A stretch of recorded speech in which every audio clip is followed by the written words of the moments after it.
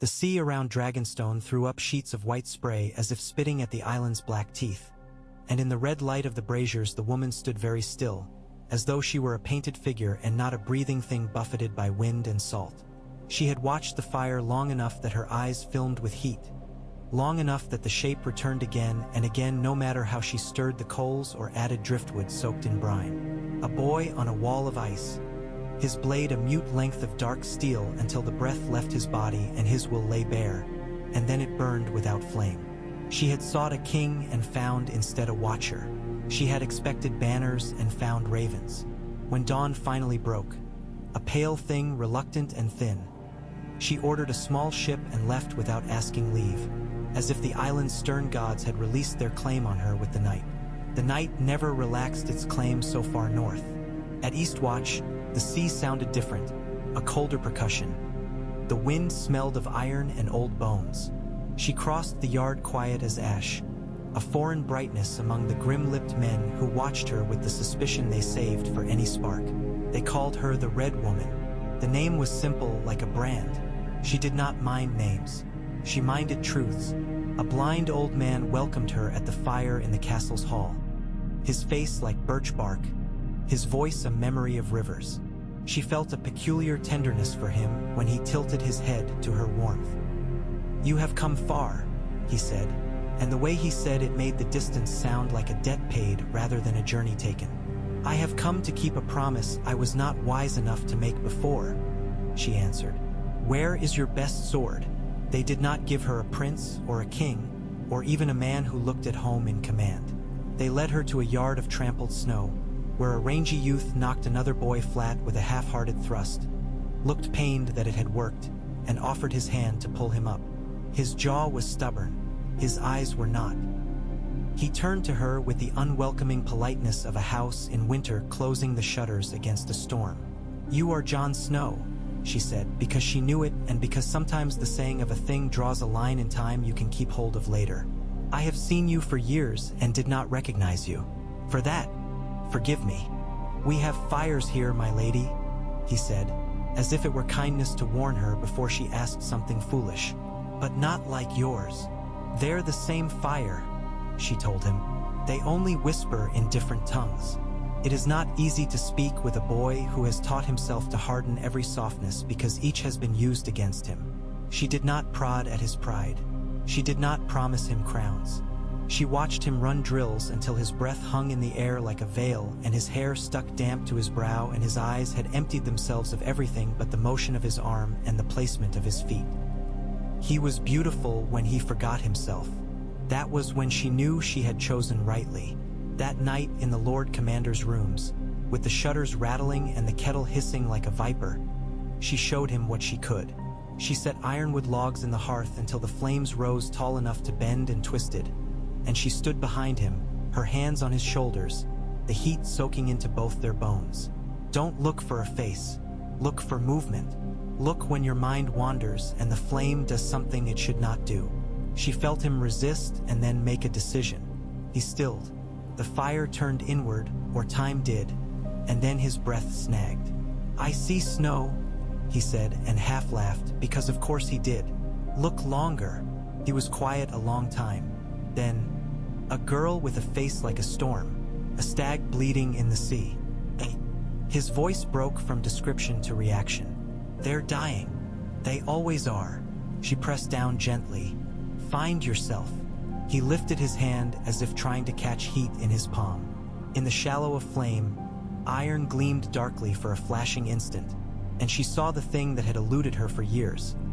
A blade's brightness not like lamp or dawn, not flame at all, but the kind of light that comes from a heart that refuses to stay buried. She had been looking for torches. She had not looked for a well. "It isn't mine," he said, and the misery in it told her what mattered to him most. Duty over destiny, oath over omen. "My place is here. I took my vows." "You will keep them," she said, which startled him enough to make his head turn. She smiled. "And still the world will ask more." She did not ask him into her bed, which might have been the shortest path to persuasion with certain men and the longest possible path away from who he was. Instead, She went to the kitchens and helped the cook's boys stir a pot large enough to feed a house. She stood in the icy yard and watched the men shoot arrows at bundles of straw until the light failed. She learned each hardened face and who their dead had been, what names they spoke under their breath when they were drunk and could not sleep. She listened to the old songs of the watch, the ones with jokes in them like knives. She taught herself the voice of the wind on the steps of the wall. She learned the smell of Jon Snow's hair when he came in from patrol, the tannin of pine smoke in it, and the faint metallic cold that clung to anyone who had traveled the top of the world. She disliked such earthly particulars. They were snares, but she was old enough, finally, to admit that snares can also be roots. There were ravens and there were dead things that moved as if strings pulled them. Scouts returned with hands that trembled around cups.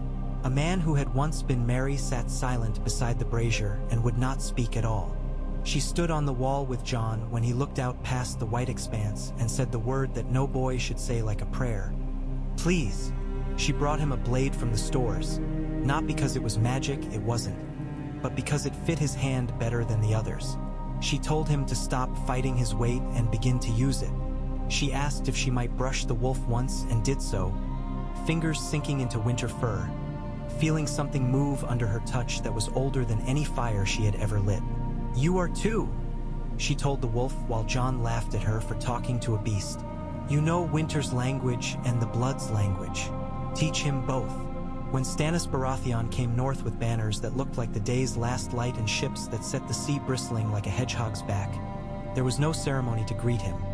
Just walls and men, and eyes that went harder when they saw the woman with cinders in her hair standing beside a boy with a bastard's name. The king saw her and stiffened at being surprised. His surprise curdled into displeasure when she did not kneel. She bent her head so that the form was offered without the substance. Majesty, she said, and then, as an explanation she knew would rankle, I came ahead.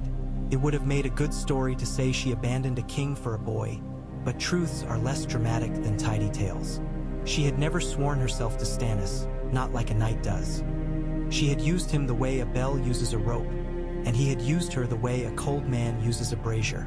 She was grateful to him. He had kept her from certain errors by virtue of his obstinacy. He had also kept her from certain truths, for the same reason. He regarded Jon with the flat gaze he gave to terrain. Have you men who can hold a gate? He asked. I have men who will die at their posts, Jon answered, and men who won't. I can name each if you like. Stannis nodded because he respected knowledge that required work. He did not ask why the red woman's hand rested light on the boy's elbow. He did not ask because he did not want to know why she and the boy shared the look of people who've seen the same thing and didn't speak of it in company. He looked past them at the wall and measured it with his eyes the way he measured an opponent before a tilt. The first real battle of the new war was not a battle at all but a rescue made with speed, stubbornness, and a measure of witchcraft most of the rescued never noticed. A fishing village wedged between two cliffs had called itself safe until the safe place turned sour. Undead men crawling over rocks like crabs, their mouths opening and closing, opening and closing. Jon took the fast men and the quiet ones. He asked the free folk who'd bent knee to the wall for boats. It was not a thing the Old Watch would have done, but the Old Watch had watched the world change and decided it had not. Jon was not put together that way. She went with him though Stannis scowled, because she understood that magic is as much proximity as it is prayer. The boats slid across black water that looked like hammered metal. The sky was a sheet of pewter without seam. On shore the dead did not hurry. They simply came. She lit her small fires, oils on the water that burned despite the cold, cords soaked in pitch that flared in lines like writing along the shingle, and they paused not because flame frightened them, it didn't, but because the world had laws and she had appealed to them. Jon moved through the gaps as if he had been born to read such lines. He put his hand under a child's armpits and tossed him to a woman in a boat. He cut down something that had once been a man who had once had a father. His face did nothing and everything while he worked. When he stumbled and skinned his knuckles on a rock, she felt the iron taste of his blood in the air like a bell rung under her tongue. They returned with twice the boatloads they had planned, and half the men they had brought. They slept on the floor like beasts, She dreamed of white forests and black iron, and woke with her hand on John's wrist because his heart had stopped for half a second under her palm. He opened his eyes because her fear pulled him up from sleep and looked at her as if she had dragged him from a river. Something had passed between them in the night that had nothing to do with bodies. "Do you need me to pray?" she whispered, surprised to hear she meant it. "No," he said, and then very low, as if only the ice should hear him, "Stay where I can find you." Later, they burned the corpses on pyres tall enough to be seen miles away. Later still, other dead came to stand on the cliffs as if they were kings looking down from balconies at a show, their pale eyes reflecting fire as though fire were a joke they'd heard twice and were willing to hear again. He saw one of them and they saw him. The acknowledgement was almost courtly. She felt the crackle in the air when John raised Longclaw. She did not see flames. She saw a change in density, a brightening like frost does to a window when it takes it and shows you the pattern the night makes when no one's looking. When steel met something that should not be, neither gave. Instead, the world sang for a second, a high, unlovely note like metal pressed beyond its patience. The thing stepped back because for the first time something had resisted it that wasn't a wall or fire. John took one more breath than he needed and then he breathed normally again. The enemy did not return that night. Men elected Lord Commanders with their mouths and their grudges. She did not interfere, except by existing. Enough men had seen the way John moved on the shore and the way she kept close enough to catch him and far enough not to lead him to think she meant to pull him by the sleeve. Enough men had watched him share his portion and hold his tongue when it would have been easy to use her as a wedge. When the tallies were done, he had the chair. He sat in it for the first time with his shoulders hunched, as if he were a man expecting a blow. She had to bite back anger at the old world that had taught him to sit ready for hurt. "You'll make enemies," she said, because sometimes stating a bloodless fact steadies the blood. "I think I was born with them." He lifted his head. "And friends I don't deserve. That is nearly always the kind one wants." He began to change the black a little and then a little more. He let wildlings through the gates and made them build and clean and patrol, and when certain old men spat on the ground, he let them spit and then put them on kitchens and latrines until they learned where food and warmth came from. He listened to the thin, terrible stories that came in with the women, and he did not look away. He set the worst men to chopping wood and kept account of their work and the marks against them like a ledger. He slept less than he should. Sometimes she woke because he was standing at a window he'd thrown open to the night, his shirt damp with sweat, though the room was cold enough to make water turn to pearl along the sill. They stood together under aurora that winter, the sky folding and unfolding curtains of green and white across the world, as if someone had made banners out of silk and ice. She had seen many wonders. She was still a child when the luck of the past played itself in the present. "What does it mean?" he asked without taking his eyes off it. "It means the world is beautiful whether we live or die," she said, which was not what she would have said years ago. He nodded in a way that told her he believed her even while wishing the message had been of a sort to make a plan from. The dead tested the wall the following week. Not at the gates, not at the tunnel, at a place 3 miles west where wind had undercut the face and men had stopped patrolling because the path had become too narrow in a drifted winter. She and John reached it at dawn. The ice there hummed. A crack ran like a vein down the blue. If it broke there, if it fell in a white roar, the breach would be a mouth they could not close. John sent men on ropes. He sent others to chop, to tilt snow into the trench they'd carved, to pack it and soak it to glass. She spread oil she'd hoarded like a miser from ship to ship, village to village. Stuff the sea hates and men hate more, for its stink and its habit of soaking into wool and refusing to leave. It burned lovely. It burned long. The heat sank into ice the way fear sinks into a boy's bones. The crack cried out and then went silent. The dead watched from the tree-lean with the lack of expression that was their expression. She felt a flicker of triumph, and then anger at herself for mistaking survival for victory.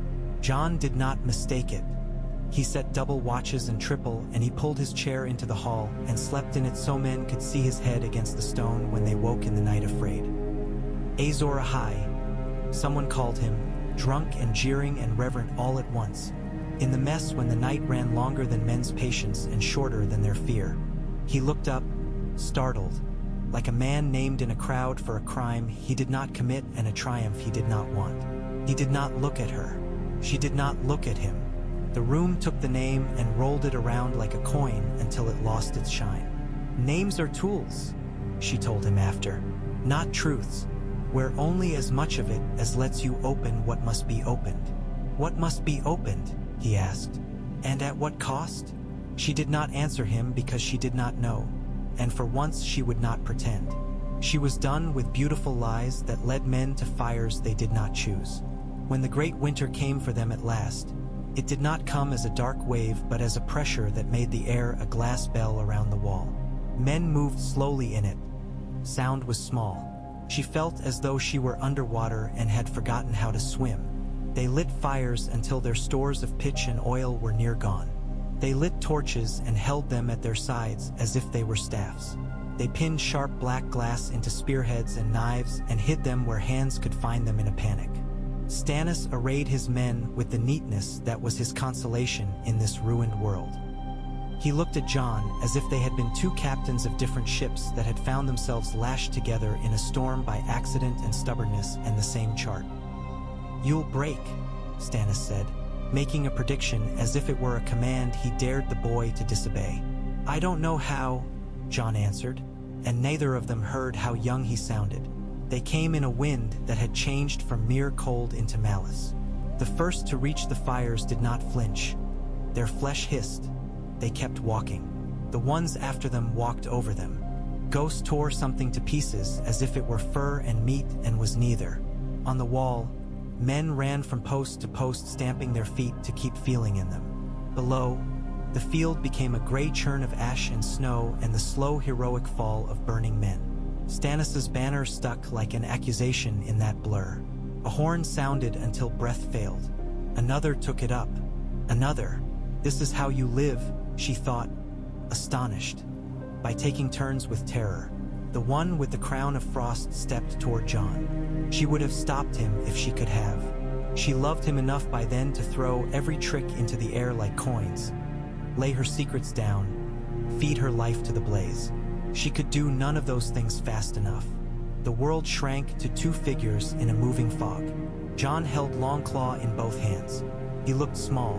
He looked exactly the size of a man. The ice thing lifted its blade. She felt the temperature drop the way a body feels a floor give under it. Jon stepped in as his old master had taught him, and the steel met what had never been steel. The sound it made was not a clash. It was the moment between lightning and thunder when your heart stops. The thing pressed. He yielded a finger's breadth. And then another. She thought she would spend the last of herself in an instant when she saw his face change. Not grim, not desperate. His eyes unfocused for half a breath, as if he were listening to something in another room.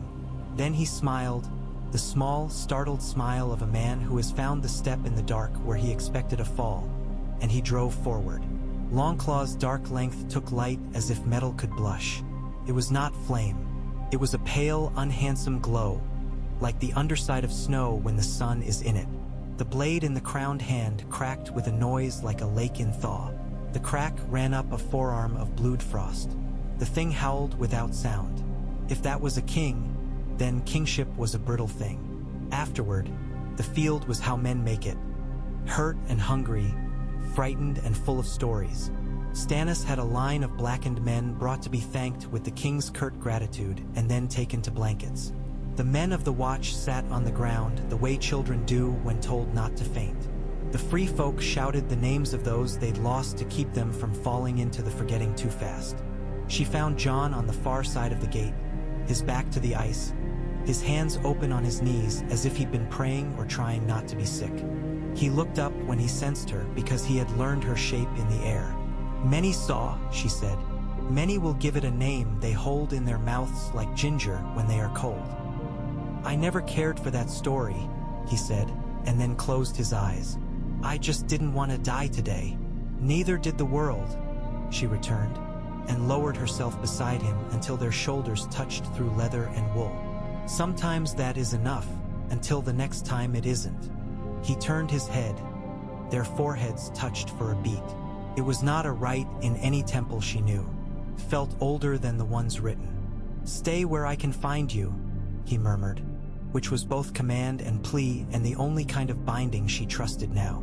"And if you see me slipping, I'll light the way," she said, "not drag." They sat while the sky, indifferent, terrible, beautiful, went from steel to pearl, and then to the pale, unmoving blue of brittle days. The battle had been a chapter. The book was longer than their lives. But sometimes a chapter is enough to carry men forward. She breathed in the iron of the cold and the animal warmth of the wolf that had come to lie at John's boots and the damp wool of men who had not died.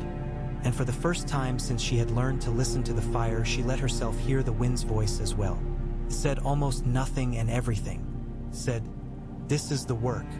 And she, who had once thought work was prophecy and sacrifice, leaned into the man beside her and felt the beat of victory where it always is when it is true, in the stubbornness of a heart that hadn't stopped when stopping would have been easier. They kept watch, which is to say they lived, and in living drew the line the dead could not cross for one more stubborn day. Snow skirled around the black cells like ash in a lantern, a fine, restless grit that made everything a little harder to breathe. He lay on the straw and counted heartbeats to keep time from fraying, until the door scraped open and a figure edged in like a question. The fat man with the soft shoes and soft voice had visited before, a shade knit from whispers more than flesh, and Ned Stark had learned to be wary of men who moved as if they left nothing behind them. Yet when the water was offered he drank, because thirst chains you to earth when the mind would drift where you dare not follow. "They'll have you on the steps at first light," the soft man said, and arranged his mouth into an expression he might have practiced before a small mirror. "The boy on the throne likes theater. He will imagine himself merciful if you say what he wishes." "And if I don't?" Ned asked, as if he were inquiring after the weather when he already knew it by the way the stone sweated around him. "Then he'll be merciful to himself," the soft man said, and looked down at his hands. "Say the words. Live. Promise me." Lyanna had whispered, a fever girl in a bed of blood. He had not saved her. He had not saved Robert from himself, or Catelyn from the long ache of a husband who kept a secret between them like a shard of ice in their bed. He had not saved his daughters from being used as men use things to reach for other things. He had not been the sort of clever that wins cities. He had been the sort that mends fences with hands gone stiff from cold. He looked at the water cupped between his palms and saw that he had one more fence to mend, one more winter to carry. "Then bring me a voice loud enough to be heard," he said, and the soft man nodded, as if he were adding it to a ledger in which lives were numbers and numbers were more obedient than lives. The steps were white as bones under the sun, the square a mouth open for its meal. He said the words a living man says when he means to buy not pride but days. He kept his eyes on the girl with her mother's hair who had folded herself into a quieter shape than a child should know how to make. He did not look for the other child because he had learned in war that there is a kind of looking that brings death. He said the lies. He watched the boy who ruled tilt his head under an invisible crown as if testing its balance. He felt the air change when Wim, that cruel small god, decided that a speech was duller than blood. "Stop," a voice said, and the voice had weight, not the kinglings. Stones learned from seasons how to hold against water. Men learned, sometimes by accident, how to hold against other men. A gate opened where there had been none. He did not know until later what was pretense and what was mercy, only that one guard became two and then four and then a knot of motion. He was pulled aside. The steps of his execution turned into stairs leading down to damp. The world is a thing of hinges, he thought, when the door closed and a torch lifted and the fat man's small eyes shone. They sent him north, not in a cart with a ring in its floor, but in a barge under its own stench, a kept secret that drifted like rot under the city. He changed clothes in a fisher's shack where the smell of old nets sat in the walls like another family member, and he let dirt find him. They cut his hair with a knife that hacked more than shaved. They wrapped his leg in linen with a brace inside it, and he practiced the limp until it became a habit. When the world is hunting the wolf, It is wise to move like a dog with a bad hip. The river bore him out like a black artery releasing its clot to the sea. He did not breathe properly until the water widened and wind moved on it, not laden with smoke and tallow. A boy bent over a line and cursed softly when a fish took his bait and the wire cut his palm. Ned held the boy's hand and blew on the sting and smiled despite himself when the boy looked outraged at being comforted. "You're too old to be squeamish," the woman in the stern said, and the boy scowled at the river as if it had meant to embarrass him. Ned slept with the shift of water under him and dreamed only of snow. They took the long way through the reeds when they reached the neck, and there a slender man with eyes like a heron's walked out of the water as if he had been made of it and touched Ned on both arms and said, "Brother," though they had not been boys together and the kin between them was the kind only certain oaths make. Howland Reed led him past brush that looked solid and was door, past pools that looked shallow and went down like a throat, to a house that floated because the land did not want to be held. They fed him frog stew and told him what the world had done while he had been dying privately in a city that glittered like a knife. The boy who would have been king in the north had been cut down with his lady mother under false salt and bread. The Freys had laughed with meat in their teeth, and their lord's eyes had gone bright the way a certain kind of man's do when he knows he has done a wicked thing that he will never be punished for. The Boltons had put on smiles that showed each tooth too carefully. They had held the door for the killers and then shut it on the north. The king on the southern throne had toyed with his own cruelties until they bored him. Riverrun had gone from strong to quiet to strangled. He listened until the food was cold and his hands had forgotten the feel of a sword. He listened until grief flooded him and there was no room for it to go but into his mouth. It tasted of tin and braid and the leather he had bit through once to keep from waking a house with a cry. "I lived so the north would have a man to measure itself by," he said finally, his voice rough from disuse and from the ruin of the words inside it. "And I failed." "You lived so the north could remember itself," Howland replied in the same voice he'd used at a crumbling tower when one girl made a promise out of another's life. "It remembers still. It remembers improperly without you. What would you have me do?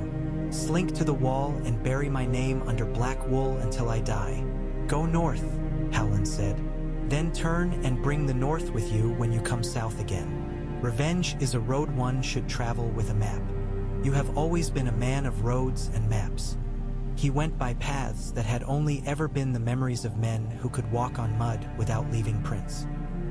He slept in trees with bark in his mouth and his heart beating as if the branch he lay on had become it. He came at last to the stones of Moat Cailin, which rose like a row of rotten teeth from a swamp that stank of ancient siege fires.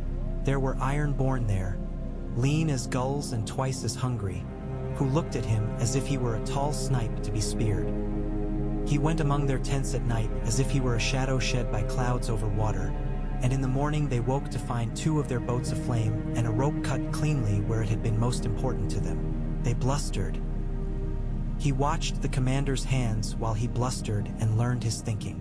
He sent a letter that was 3 lines and signed with a name no one expected to hear again.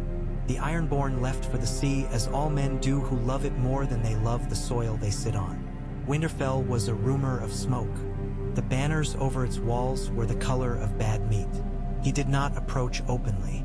He stood among pines and watched. He counted the men on the gate longer than he needed to, not because he meant to forget the number, but because he needed to stand still while something in him rose, a wave of home that made his knees unsound. The Godswood's leaves had fallen into the pool and lay there like red coins. He wept then because no one was looking at him, and crying is an act of privacy as much as it is a letting out. There were people ready. The city had not been his for years. The north had been. Word moved as water does around obstacles. Manderly men in fat furs with sharp minds. Mountain clans who wore patience like armor. A woman at Barrowton with a voice like a whip and a sense for when to crack it. Boys not yet quick with a blade but quick with defiance. Old men who remembered the smell of his father's wool cloak. He did not send ravens. He sent a singer with a scar and a song of a wolf who had been buried and dug his way out with his teeth. He sent a potter's girl bearing a cracked jug as an excuse to knock on doors. He sent a smith with a bent nail and a tale about needing iron. He used little things because little things pass unmarked, and revenge ripens best in cool cellars. The dread fort was held like a coin in a tight fist. Roose Bolton ran his house the way a certain kind of accountant keeps his ledgers. Without color, without joy. Ramsay's laugh, someone told him, traveled the yard in a bright stagger like thrown knives. He learned where the kennel boy slept and where the master of horse took his ease, and whether the salt in the kitchens came in with oats or alone. He learned when the men who did not sleep well walked the walls to quiet their hearts, and when the men who slept like the dead dropped into their beds as if felled. He looked at the sky and made the map from there to there with his eyes, with his feet, with the bodies of men willing to turn themselves into lines and angles under his hand. He did not think of himself as a hero.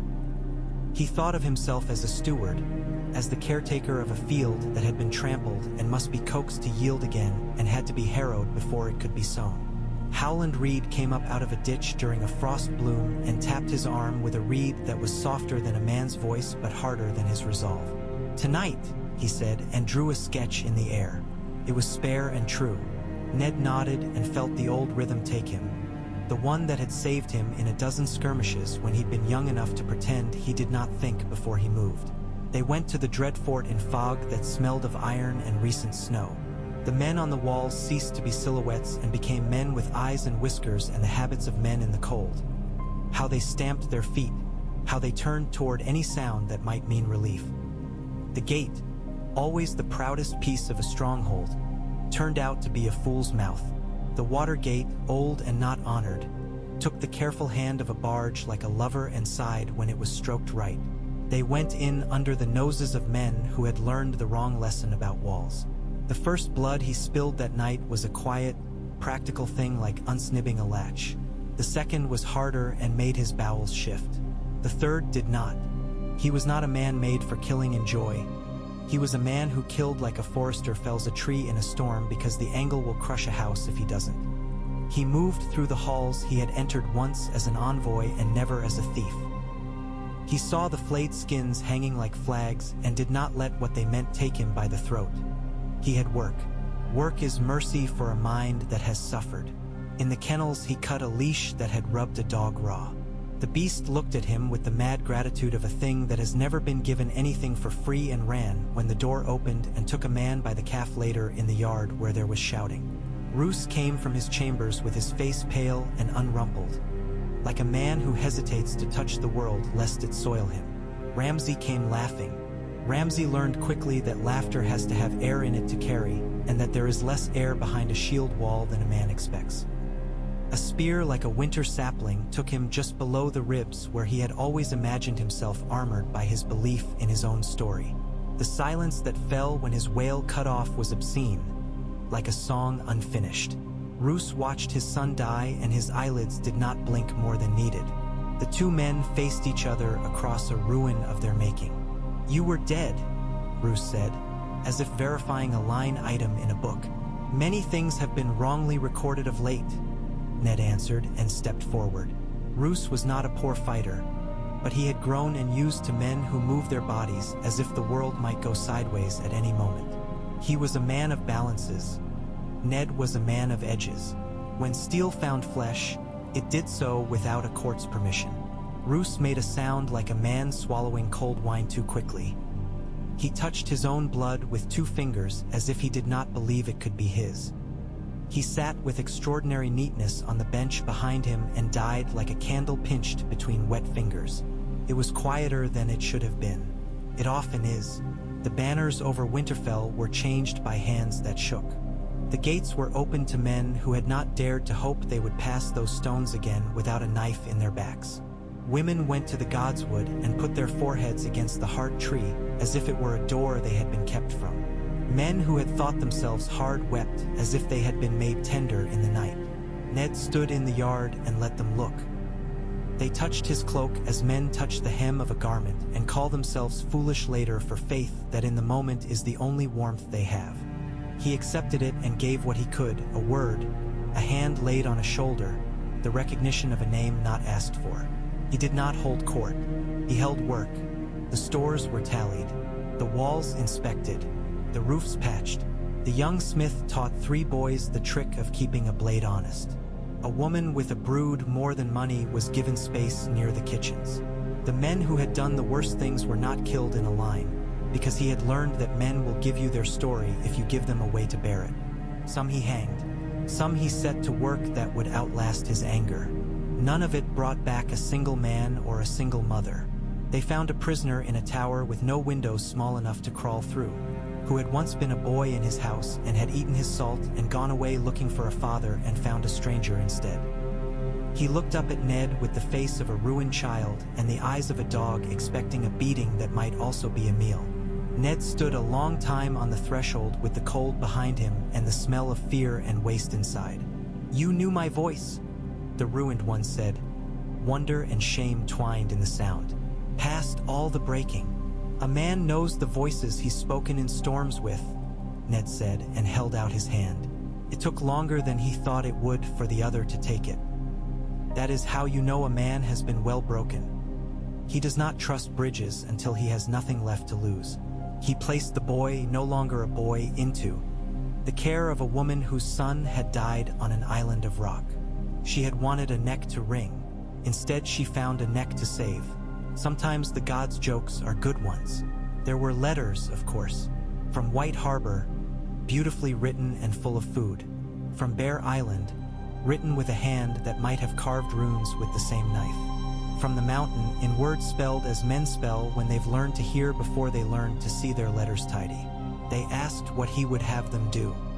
He did not tell them to come south to fling themselves against red walls and die in piles that would make a pretty song. He asked them to clean their granaries and sharpen their plows and teach their boys to strike at necks and their girls to string a bow and hold it singing. He knew the vengeance men like, and he denied it to them because it was made of heat and noise and ended with empty houses. He would give them a colder thing with teeth. The phrase learned the names of the rivers they had forgotten the old way, by drowning in them. The crossings that had been theirs by treaty became traps. A rope that had held for 100 years snapped when 10 men put their weight on it because a knife had been drawn across it in the night to the depth of a hair. The bolts in a gate swelled in damp and would not seat. A stable boy's lantern tipped and went out before it could light the straw. Men who had come to make collections left with receipts they did not want. Scars, stories of arrows that whispered past their ears in fog too thick to see a bow behind. The North's revenge was not a roar. It was a long patience, a refusal to yield a thing men forget they can refuse, the dignity of going on. He stood in the gods wood one morning when the light had lost some of its silver and gained a little yellow, when the world had edged infinitesimally toward a spring no one dared believe in, and he put his hand on the bark of the heart tree. The grooves took his palm like an old friend holding a new grief. He did not ask forgiveness. Men who have killed for right cause and wrong both know that forgiveness is beautiful and rare and cannot be demanded. He asked instead for just enough stubbornness to carry what he had made himself by living. The leaves lifted in a wind that had not been there a moment before and fell again. It was as much answer as the gods ever give. On the day he marched, with men enough to matter, with women and boys with bows, with carts that carried food they would need and not trophies. The air smelled of old snow and manure and sap. He rode beside Howland Reed, whose seat did not look like a lord's but like a man on water who knew how to let his weight be what it must be. He did not ride under a loud banner. He wore no crown. When men called him Lord, he answered in the way that leaves the word standing but empties it of some of its cruelty.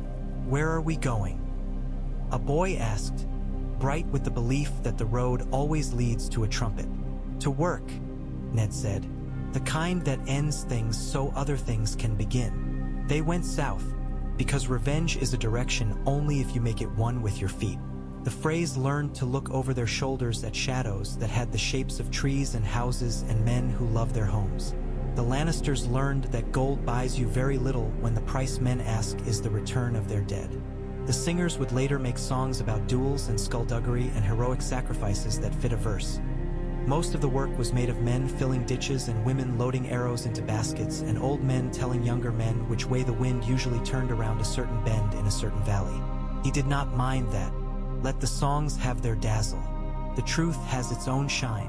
He never saw the southern boy king again. He saw once, in a field bright as a coin under sun, the banner of a lion lifted on a lance like a boast. He looked at it, and his heart did not change its beat. He thought of a child with hair the color of wheat, of another with eyes like his own mother's, of a girl who had learned to hide and then to look back out of her hiding with a blade in her hand sharper than her tongue had been. He thought of a gray boy in black standing on a wall farther north than this world deserved, holding not a crown but the night with his body. He thought of his lady's laugh, which he loved best when she forgot dignity and it came out like a bark that surprised even her. He thought of the work left, when the war that would later be called his, though he would not have called it anyone's, had cooled enough that men again began to think of harvests and betrothals and the small, sweet, stupid things that let people survive their own stories. He walked the yard of Winterfell in the light like boiled bone and held out his hand to the heat of a brazier. His knuckles looked older than his face. He had killed and he had spared, and neither had made him clean. He was tired in the way men are when the thing that has driven them has not yet released them and may never. He took off his glove and pressed his palm to the side of the brazier, just enough to sting. He put the hand back in the glove. He breathed. He looked up at the sky that belonged to no man and to every man. He did not say any words, because he had learned words are for making roads, not thanking them. He waited, and then, when the waiting had done its work, he went to the stables to speak to a boy who had shod a mare badly and did not know yet how to take instruction without shame. He corrected him gently, and for a moment the world felt like itself again.